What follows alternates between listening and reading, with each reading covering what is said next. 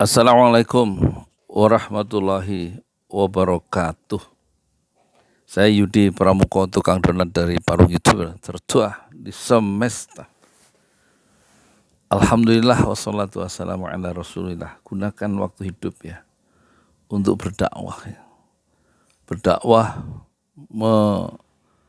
menyapa atau menyentuh atau mengingatkan ya pusat-pusat kekuasaan yang kalau tidak diingatkan dia melakukan deviasi, penyimpangan-penyimpangan dan penyimpangan yang dia buat lewat keputusan politik yang ditandatangani itu membuat jutaan kepala rakyat itu seperti dikepruk ya, menderita mereka itu bertahun-tahun karena keputusan politik itu.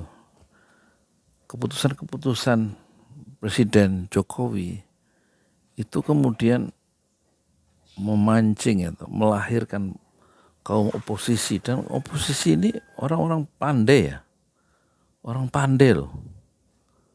Kenapa? Mereka tahu ini keputusan yang keliru dan juga banyak yang bohong ya. Kemarin kita lihat 65 janji Jokowi yang tinggal janji itu ada di Twitternya Rizal Ramli, dan dia bilang rezim ini adalah rezim gombal karena memperkaya sekelompok elit yang namanya oligarki itu menjadi kayanya kayak melintir, sementara rakyat, jutaan rakyat itu menderita. Kenapa? Karena keputusan-keputusan politik dari Presiden Jokowi ya.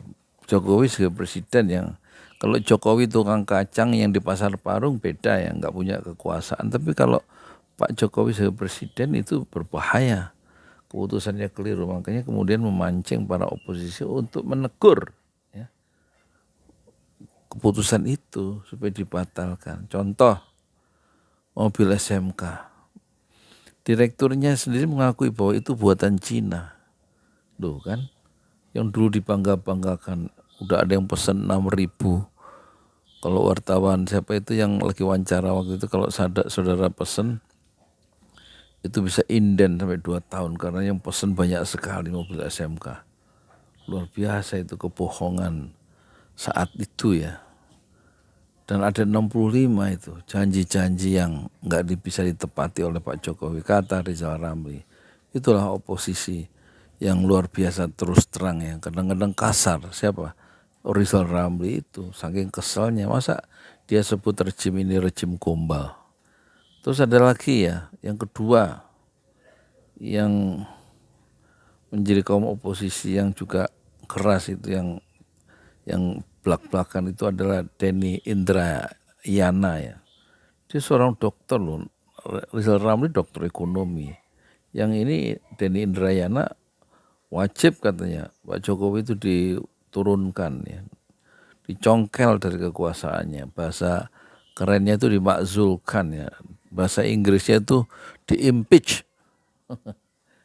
Ya karena lihat di itunya ya, saya nggak usah ulangi lagi di ininya apa namanya, alasan-alasannya ada 3 alasan ya dia melanggar konstitusi. Siapa? Ya Presiden Jokowi itu. Jadi harus, bukannya boleh atau harus dimakzulkan, tapi wajib diganti, dicopot ya. Bahasanya terus terang dia serang istana itu dari Melbourne ya, dari Australia. Tapi kalau Rizal Ramli menyerang istana itu dari situ, dari Ampera situ, dari rumahnya. Ya, dulu pernah saya ke rumahnya kan, ngobrol sejam apa 2 jam itu sama Rizal Ramli. Yang ketiga yang kemarin belum sempat saya ungkap adalah Munarman. Coba dituduh dia mendukung ISIS. Sekarang kemana itu? Di penjara gitu aja ya. Munarman, Sekjen Front Pembela Islam itu, orang yang tercerahkan. Tadinya dia seorang yang agak kiri mungkin ya. Sekarang dia ke tengah. Suara-suara Islam itu lebih menyentuh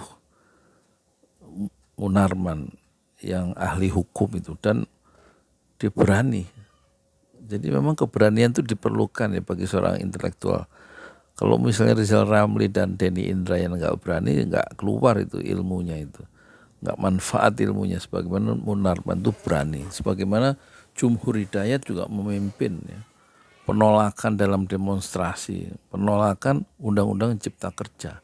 Jadi keputusan politik yang membuat undang-undang cipta kerja atau omnibus law itu, yang dalam perspektif buruh yang disuarakan oleh Jumhur Hidayat itu, dia turun menolak itu dan kemudian dia dipenjara ya. Jumhur Hidayat di Bareskrim bersama dengan Gus Nur yang juga frontal ya. Meskipun dia pendidikannya hanya SD, tapi yang bicara adalah nuraninya. Menghadapi kekuasaan yang zalim, dia terus terang Gus Nur, dan sekarang dia dipenjara di Surakarta karena ikut mempersoalkan tuduhan dugaan ijazah Presiden Jokowi itu palsu SD, SMP, SMA. Di samping Gus Nur itu satu frekuensi dengan Bambang Tri. Bambang Tri lebih maju karena dia sejak awal menulis buku mempersoalkan asal-usul dari Presiden Jokowi ya, dengan menulis buku yang menggemparkan Tito Karnavian sebenarnya Kapolri waktu itu, yaitu judulnya Jokowi Undercover. Jadi itu siapa lagi selain itu oposisi yang luar biasa ya, mereka pemberani semua itu. Rizal Ramli, Denny Indrayana, Jumhur Hidayat, Gus Nur, kemudian siapa itu selain Gus Nur, Bambang Tri itu, yang memang dia wartawan asal usulnya itu Bambang Tri. Dia melakukan riset tentang ijazah palsu menurut Bambang Tri Jokowi dan juga asal usul dari keluarga Jokowi sebagai presiden. Bukan hanya itu, yang berani lagi adalah memang kalau jadi oposan itu harus berani ya. Kecerdasan itu tidak cukup ya. Banyak orang-orang cerdas di istana ya, di lingkaran istana, lingkaran 1, lingkaran 2 kayak menjadi penjilat kekuasaan. Kenapa mereka tidak berani ngomong, tidak berani speak up ya? Karena punya uang di situ, ada uang yang dipertahankan sebagai komisaris kayak sebagai ini. Paling enggak dapat 100, 200, 300 juta kan sebulan. Itu mereka nggak bisa ngomong, sudah terjahit mulutnya, meskipun nuraninya masih bicara tetapi mulutnya terjahit karena dijahit oleh uang dan oleh kemegahan sebagai jabatan anu ya. Tahta, harta itu sudah membungkam mulut para aktivis 98 dan lain-lain di istana. Bahkan mereka justru menjadi skrup penguat dari rejim yang zalim, begitu kata pengamat.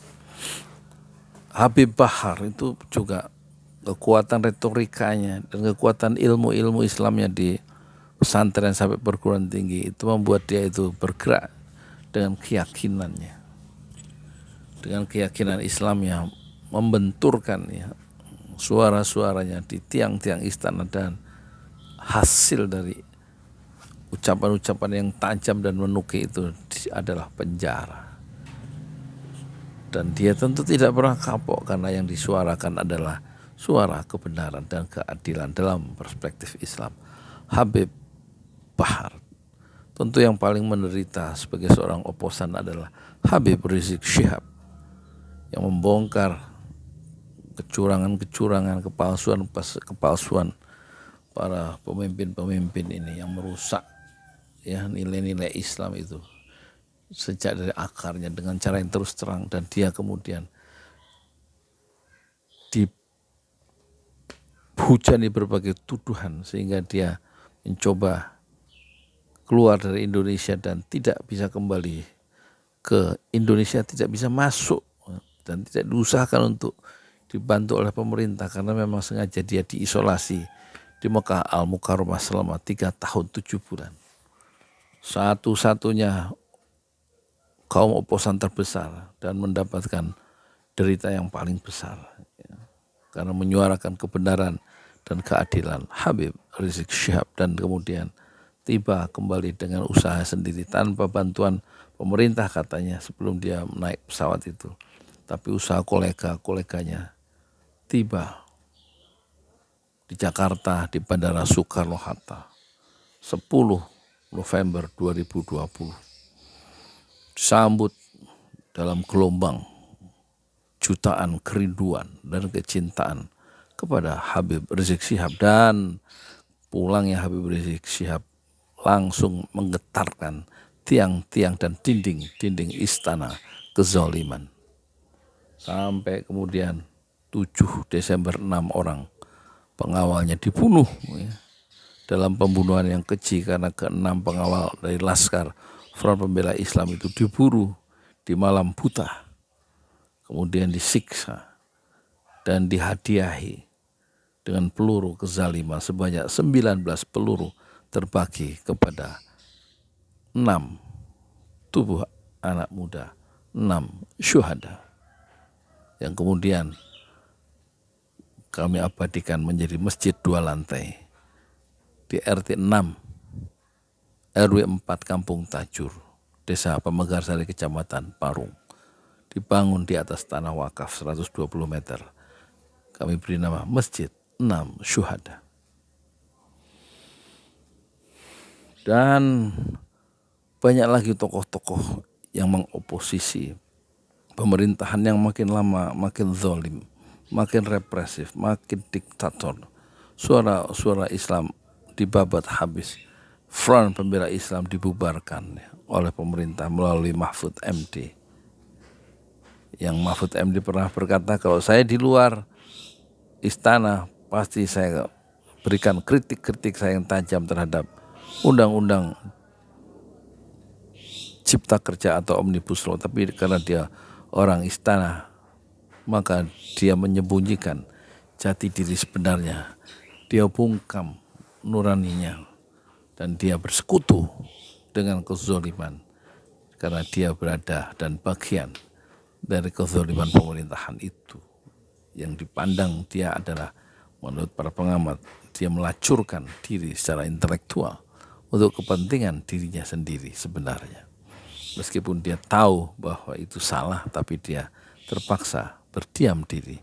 Dan dia membubarkan Front Pembela Islam, dan dia tidak mengutuk perbuatan jahat dari kawan-kawannya, satu koleganya di pemerintahan yang membunuh dengan cara unlawful killing, pembunuhan yang tidak berdasarkan hukum. Dia berdiam diri saja, Mahfud MD. Kemudian tentu ada Rocky Gerung yang setiap pagi memberikan perspektif baru tentang kekuasaan yang makin meruntuhkan nilai-nilai atau etika demokrasi dengan langkah-langkah manuver-manuvernya yang selalu membuat blunder-blunder karena berpihak pada oligarki dan tidak berpihak pada rakyat banyak. Rocky Gerung, satu ilmuwan akademisi dengan pendekatan yang filosofis, dia bisa membongkar akar-akar kepalsuan, termasuk berlindung di balik bahasa-bahasa yang penuh kepalsuan dibongkar oleh Rocky Gerung. Dan itulah jasa terbesar dari Rocky Gerung, dia menjernihkan kembali setiap istilah-istilah yang kadang-kadang beredar di ruang-ruang publik yang sudah dibungkus oleh kekuasaan dan diartikan menurut selera kekuasaan. Selain Rocky Gerung tentu ada ilmuwan-ilmuwan yang lain ya,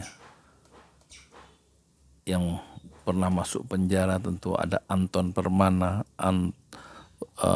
kemudian Buton, kemudian ada siapa lagi, banyak itu ya, Dr. Syahganda Nainggolan yang pernah mengatakan bahwa Habib Rizik pernah ditawari 1 triliun untuk membubarkan Hizbut Tahrir Indonesia, dan Habib Rizik tidak mau. Akhirnya Hizbut Tahrir dibubarkan oleh pemerintah dan Front Pembela Islam sekaligus dibubarkan. Luar biasa ya. Dan selain itu tentu banyak, ada lagi Profesor Dr.